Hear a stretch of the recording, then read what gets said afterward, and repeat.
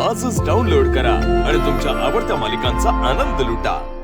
पहिला प्रश्न, खवईगिरीशी निगडीत एखादी दोघांची मिळून असलेली आठवण. मी खवय्येगिरीशी माझा संबंध आला तो लग्नानंतर. याचं कारण म्हणजे माझे वडील, आता बाबा मला मारतील हा किस्सा ऐकल्यानंतर, पण मला कळायला लागल्यापासून ते माझं लग्न होईपर्यंत जेव्हा जेव्हा बाबांनी आम्हाला हॉटेलमध्ये नेलंय, ती 25 ते 30 वर्ष बाबांनी आम्हाला एकाच हॉटेलमध्ये नेलंय. ते म्हणजे हॉटेल द्वारिका, लक्ष्मी रोडवरती ते हॉटेल होतं. याच्या पलीकडे बाबांनी एकाही वेगळ्या हॉटेलमध्ये आम्हाला नेलं नाही आहे. तिथे गेल्यानंतर आमचं सगळ्यांचे ऑर्डर करण्याचे पदार्थ सुद्धा ठरलेले असायचे. हां, एकाच एकाच हॉटेलमध्ये आम्ही जात होतो. काही वर्षांनी असं झालं होतं की आमचं हेच काय चौकोनी कुटुंब दिसलं की तिकडचे बेटर आम्हाला विचारायचे पण नाहीत, काय पाहिजे ते आणून ठेवायचे. अशा चौकटीमधून माझं लग्न झालं स्वप्नीलशी. आणि स्वप्नील हा फूडी आहे, म्हणजे त्यांनी जगभरातलं खाणं ट्राय केलेलं आहे. तो स्वतः उत्तम सुंदर पदार्थ बनवतो. त्याला जगातल्या सगळ्या पदार्थांचं सगळं माहिती असतं. आणि आम्ही गेलो हनीमूनला. आम्ही न्यूझीलंडला गेलो.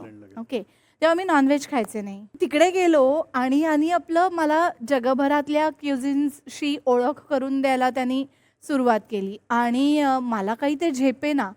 पहिल्या 5-7 दिवसानंतर मला काहीतरी मला एक पनीर बटर मसाला वगैरे खायला घाल, मसाला पापड, मला चाट मसाला, पोट भरलं पाहिजे असं माझं सुरू झालं. यानी काही होत नाहीये. एक साधारण 15 दिवसांनंतर माझं डोकं फिरलं. म्हणजे मला असं झालं की मी आता जर का इंडियन खाल्लं नाही तर मी मरून जाईन. तर 15 दिवसानंतर म्हणजे 15 आम्ही दिवस महिनाभर गेलो होतो हनीमूनला. आम्ही 1 महिना गेलो होतो. संकर्षण शीख. तुमचं बजेट चांगलंच होतं त्या मनात. नाही अगदी. अरे म्हणजे जाण्या येण्याचा प्रवास धरून 4 दिवस गेलो होतो. तर 15 दिवसानंतर माझं असं झालं की मला तो आता काहीतरी इंडियन खायला घाल, नाही तर शक्य नाही, मी मरून जाईन. आम्ही खूप सर्च केला वगैरे की कुठे इंडियन खायला मिळेल. आणि तर ते एक रेस्टॉरंट आम्हाला दिसलं जिथे इंडियन फूड होतं. आम्ही आतमध्ये गेलो तर मी अशी उत्साहाच्या म्हणजे जवळजवळ उडत नाचत आतमध्ये गेले होते. स्वप्नील पाठीमागून आला आणि इकडे तिकडे बघितलं आणि शी काय बेकार अँबियन्स आहे, शी हे काय आहे या हॉटेलमध्ये.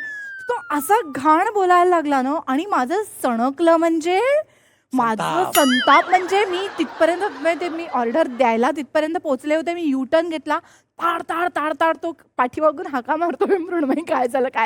म्हटलं मला खायचंच नाही, मी यापुढे खाणारच नाही, म्हणून मी ताड रूमवरती परत आले.